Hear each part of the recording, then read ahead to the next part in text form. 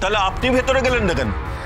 গেলাম না কারণ তোমার প্ল্যান আমি না বললে কিন্তু আমি তোমাকে এখান থেকে যেতে দেবো না। বলো কি মাথায় চলছে? আমি কিছু লোকাচ্ছি না আদি, তুমি ভুল বুঝছো। আমি কেন লোকাতে যাব? আমার দিব্যিকে বলি, স্বপ্নাকে কেউ ব্ল্যাকমেল করছে।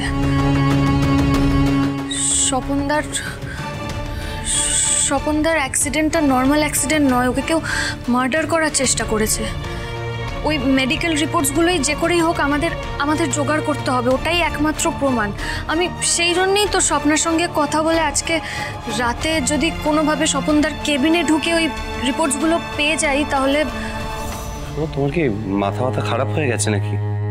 এটা করতে তুমি একা যাচ্ছিলে, তো আবার আমাকে না জানিয়ে? তুমি কোথাও যাবে না, শুনো, চল ভেতরে চল। আদি আমার কাছে আর কোনো উপায় নেই। স্বপনদার স্বপ্নাকে বাঁচাতে হলে আমাকে আজকে যেতেই হবে, প্লিজ। ঠিক আছে, সেক্ষেত্রে হসপিটালে আমি নিজে যাব। প্রমাণ জোগাড় করা নিয়ে কথা, তো আমি জোগাড় করে নিয়ে আসতে পারবো। ঠিক আছে? হবে না আদি, তুমি বুঝতে পারছো না, এই কাজটা আমাকেই করতে হবে। আমি আর কিছু শুনতে চাই না, শুভ। যা শোনা হয়ে গেছে। হসপিটালে আমি নিজে যাব, আমি গিয়ে প্রমাণ জোগাড় করব। ওখানে যদি কোনো প্রবলেম হয় তাহলে সেটা আমি ফেস করব। দিনের পর দিন এই অবস্থায় তুমি রিস্ক নিয়ে যাচ্ছ, সেই রিস্কগুলো আমি ফেস করব, তুমি নয়। মানে আমি তোমাকে এমনি এইরকম একটা কাজে ঠেলে দেবো? এত বড় একটা রিস্ক নিতে দেবো?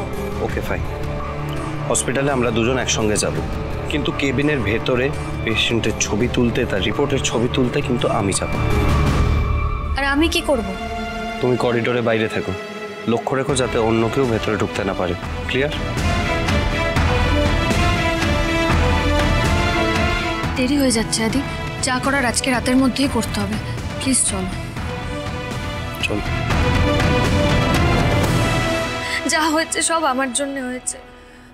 ওই কেবিনে ঢোকার কথা ছিল আমাকে রক্ষা করতে আমার স্বামী ওখানে যায়, আর আজকে যদি ওর জায়গায় আমি থাকতাম।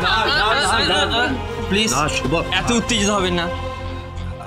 আর কোনো কথা বলা দরকার নেই শুভ, প্লিজ প্লিজ। আদি তুমি তো আমাকে না করেছিলে, বলো, বারবার না করেছিলে এসবে না জড়াতে। কিছুতেই তোমার কথা শুনিনি। দেখো আজকে আমার জন্য তুমি কিরকম বিপদে পড়েছো আদি। আমি প্লিজ শুভ, তুমি বুঝতে পারছো না আমাদের বাচ্চাটার কত বড় ক্ষতি হয়ে যেতে পারে।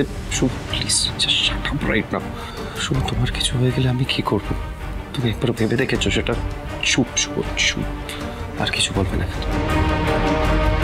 কিন্তু আদি কথা না বললে তো তুমি আরো ফেঁসে যাবে। আমি কি করে প্রমাণ করব যে তুমি কিছু করোনি, তুমি নির্দোষ? থামবেন আপনারা, এটা থানা। বাংলা সিনেমার হল বানিয়ে ফেলেছেন, এখানে সিনেমা হচ্ছে। আপনাদের সাংসারিক কথাবার্তা এখানে বলবেন না, এটা প্রেম করার জায়গা নয়।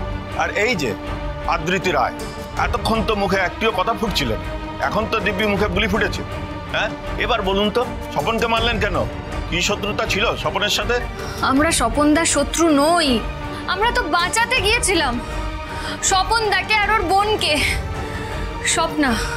স্বপ্না? সে আবার কে? কোথেকে এলো এখানে?